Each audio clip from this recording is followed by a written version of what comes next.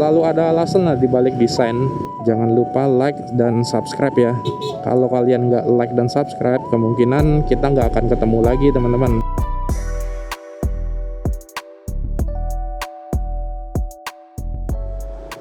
Oke, assalamualaikum warahmatullahi wabarakatuh. Jumpa lagi di channel YouTube gua, dan hari ini hari Selasa ya. Seperti biasa gua mau berangkat ke kantor, tapi kayaknya gua mau nyuci motor dulu deh. Kalau nggak rame kita nyuci motor dulu ya. Coba kita lihat. Mudah-mudahan nggak rame. Tempatnya sih baru buka jam 7. Sekarang jam 6.59. Harusnya pas.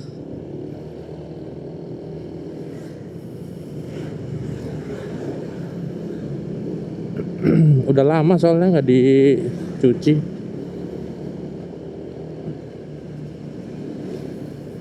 Nah ini dia.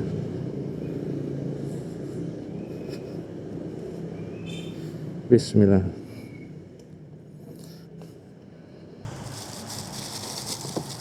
Keluarin dulu.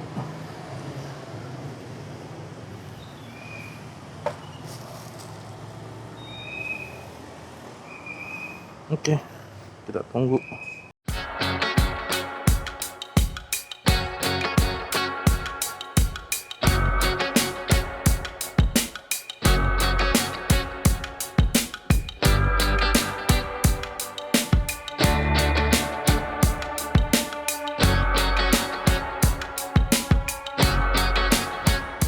Rp10.000 teman-teman nyuci di sini, dan cepet banget. Sekarang jam berapa? 7.17. Tadi kita datang kan jam 7 ya. 17 menit ya, 20 menit. Udah disemir, terus dikasih kayak obat poles gitu. Matur nuwun nih Mas. Kita masukin teman-teman.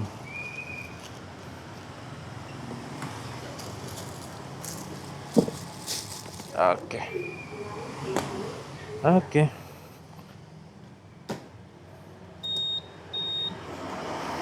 Udah bersih. Yuk, bismillahirrahmanirrahim. Aduh. Selalu jadi misteri ya. Kenapa motor setiap habis dicuci itu enak banget langsung. Jadi kayak habis diservis gitu loh. Ada yang tahu nggak kenapa kalau motor habis dicuci itu jadi kayak lebih enteng gitu, tarikannya lebih enak. Padahal kan dia cuma bersihin kotoran doang ya. Maksudnya apa ya, sesignifikan itu kotoran yang menghambat apa ya, bagian-bagian yang berputar gitu ya, kayak ban gitu. Tapi remnya juga jadi licin teman-teman. Masih basah soalnya.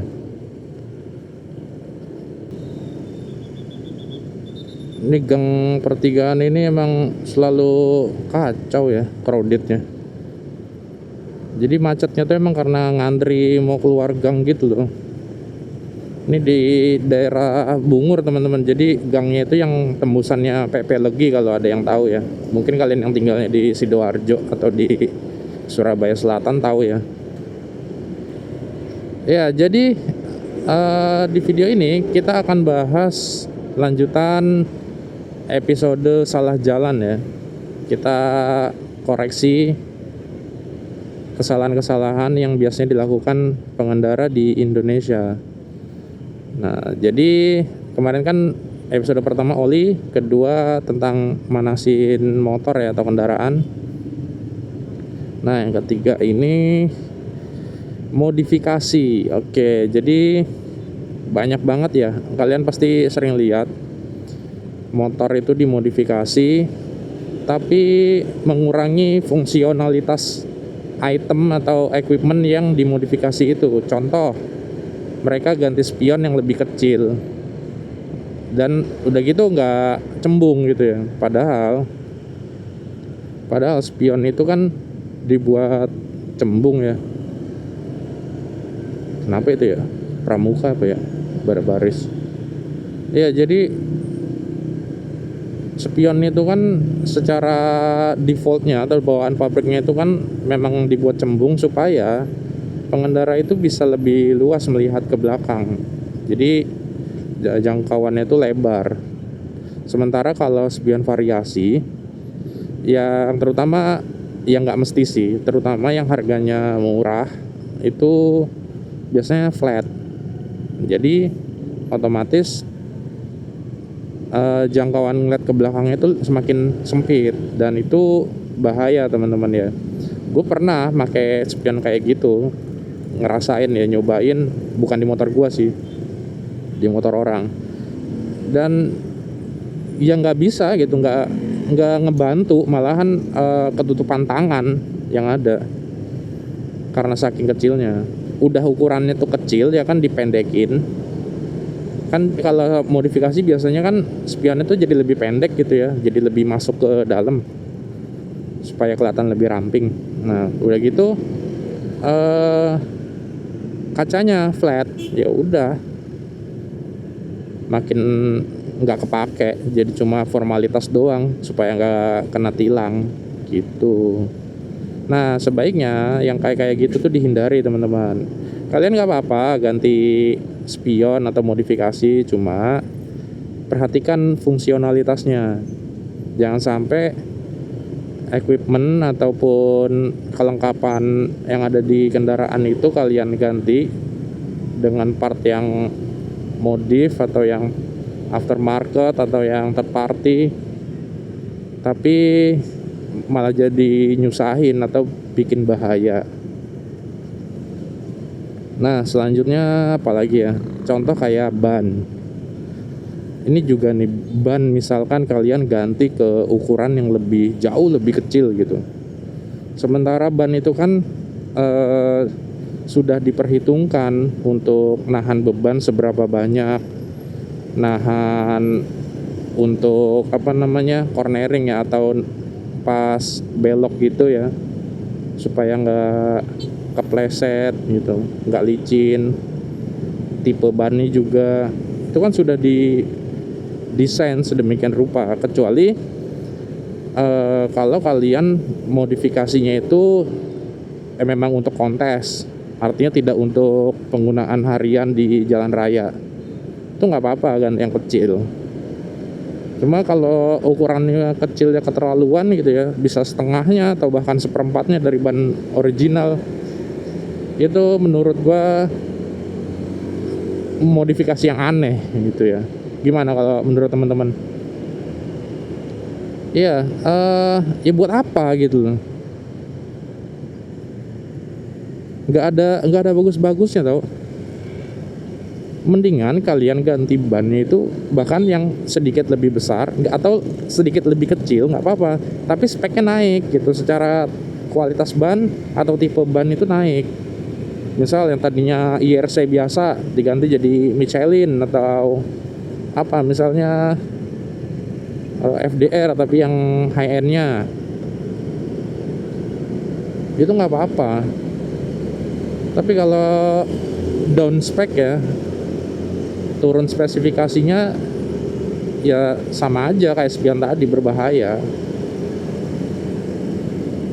Nanti traksi ke aspalnya itu lebih sedikit gitu. Terus apa lagi selanjutnya? Modifikasi yang biasanya dilakukan tapi berbahaya, lampu teman-teman. Sekarang udah banyak banget yang pakai lampu-lampu proyektor gitu ya, bilet atau sejenisnya lah ya.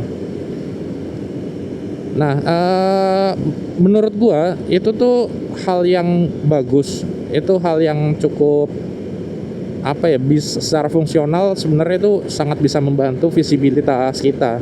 Cuma yang perlu diperhatikan, yang pertama arah sorotan lampunya. Kalau bisa tuh jangan terlalu tinggi lah, kasihan pengendara yang dilawannya.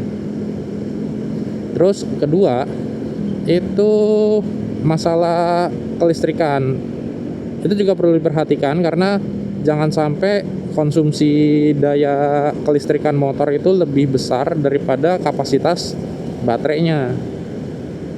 Gitu ya teman-teman ya.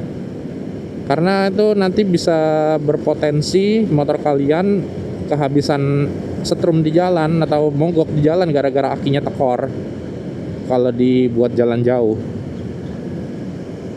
Mungkin itu bisa kejadian di jangka panjang karena biasanya kan kalau udah ganti lampu, teman-teman kan pasti ada switch atau saklar tambahan ya. Jadi kalau siang mungkin dimatiin. Nah siang pas jalan itu kesempatan aki buat ngisi gitu ya. Cuma kalau pas malam itu nyala kan lampu, dinyalakan. Nah tapi sebenarnya secara daya pengecasan itu tidak lebih besar daripada konsumsinya. Nah disitulah momentum aki itu malah akan terus berkurang. Dan mungkin akan terasanya kalau kalian lebih sering jalan malam nanti. Itu nanti akan berpotensi motor kalian itu mogok. Jadi sebaiknya diperhatikan untuk masalah kelistrikannya juga, sama sorotan lampu. Dan yang nggak kalah pentingnya ya kualitas lampunya itu sendiri, karena banyak banget instalasinya itu atau dari lampunya itu sendiri nggak bagus gitu ya teman-teman. Jadi gampang leleh ya. Jadi banyak kejadian kan, terutama di mobil sih ini yang nggak ketahuan. Jadi banyak banget lampu-lampu modifikasi yang LED, di-LED atau Pro-G itu dia panas gitu loh. Walaupun secara looks dia udah menggunakan heatsink, tapi ternyata instalasinya nggak bagus gitu misalnya. Atau ternyata ya memang tidak, secara durability tidak sebaik yang kita kira gitu. Mungkin nggak lulus QC, atau lampu-lampu yang harganya murah gitu ya. Ya gue nggak tahu lah penyebab bisa kebakar, tapi perlu menjadi catatan juga supaya instalasi sama kualitasnya itu diperhatikan gitu maksudnya. Terus apalagi, misalkan modifikasi shock breaker ya. Shock breaker itu juga sebenarnya secara fungsi kalau di upgrade, diganti yang lebih mahal gitu ya, atau yang naik lah speknya, itu bagus kok teman-teman. Itu hal yang sebenarnya jarang salah. Orang tuh pasti kalau ganti shock itu emang cari buat lebih nyaman, baik untuk kebutuhan harian ataupun touring. Terus knalpot, misalkan ada yang ganti knalpot racing gitu dengan suara yang lebih keras. Sebenarnya itu gini sih, gue bilangnya, gue cuma bisa kasih saran untuk orang-orang yang ganti knalpot. Itu banyak kok knalpot racing yang suaranya nggak keras, atau ada kok alat namanya DB killer, itu biar suaranya itu nggak bikin bising tetangga gitu ya. Dan buat apa gitu loh kalian ganti itu dengan maksud misalkan nambah tenaga. Ya itu tadi, banyak banyak kok knalpot yang nggak berisik, itu juga naikin torsi ya atau horsepower. Atau kalau sekedar naikin tenaga ya teman-teman, selain knalpot pasti ada kok hal-hal yang bisa dilakukan untuk improve tenaga mesin kalian. Kalian bisa mainin, misalnya kalau di motor matic mainin CVT-nya gitu. Jadi memang nggak harus selalu ganti knalpot ya, kecuali memang kalian itu ada keperluan untuk balap, ada keperluan untuk kontes. Lagian juga kan kalau ganti knalpot lebih berisik itu ini ya, ngelanggar regulasi ya. Kalau yang desibel, gue lupa batasan desibelnya berapa, tapi kan ada ada batasan tertentu ya di Indonesia mengenai penggunaan knalpot racing gitu. Kemudian apa lagi? Kayaknya itu aja ya teman-teman. Kalau kalian punya masukan boleh ditulis di kolom komentar.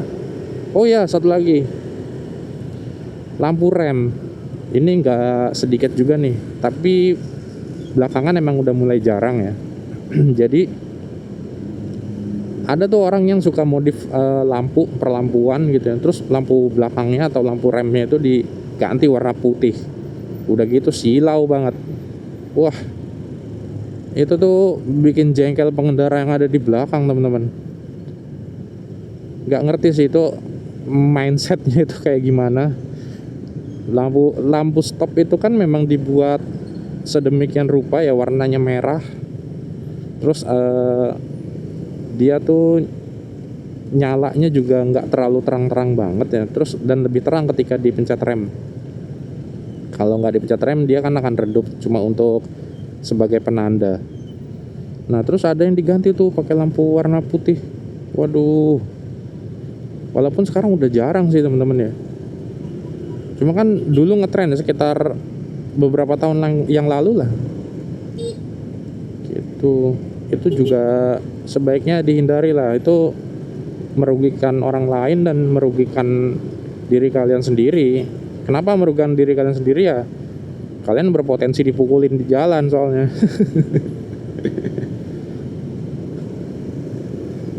Enggak ya, jadi kalau bikin silau gitu, justru pengendara yang belakang itu kadang nggak aware. Kan gini loh, secara psikologis ketika ada lampu warna merah, pengendara itu kan akan lebih aware ya, lebih notice, wah berarti harus berhenti gitu. Sementara kalau kalian ganti warna putih, itu nggak tahu kalian itu ngerem atau enggak gitu. Selalu ada alasan lah dibalik desain yang dari pabrikan ya. Apalagi kalau desain tersebut emang dipakai di semua kendaraan. Itu teman-teman. Nah, udah sampai kebun binatang Surabaya. Mungkin itu aja ya, biar nggak kepanjangan videonya. Kalau kalian ada hal yang mau ditambahin, silahkan tulis aja di kolom komentar. Nanti kita bahas di video selanjutnya. Oh ya, by the way, nanti tanggal, gue nggak tahu sih ini uploadnya tanggal berapa. Tapi ya udah, nanti aja kita bahas. Ada hal yang main gue omongin tapi berkaitan dengan tanggal, jadi nggak bisa. 42. Mungkin segitu aja teman-teman video kali ini. Terima kasih sudah menonton. Semoga kalian selalu sehat, dijauhkan dari bahaya, dilancarkan rezekinya, amin. Jangan lupa like dan subscribe ya. Kalau kalian nggak like dan subscribe, kemungkinan kita nggak akan ketemu lagi teman-teman. Sayang banget nih, gue sering banget ngasih tips-tips kayak gini. Kalau kalian setelah ini nggak bisa dapetin lagi gitu.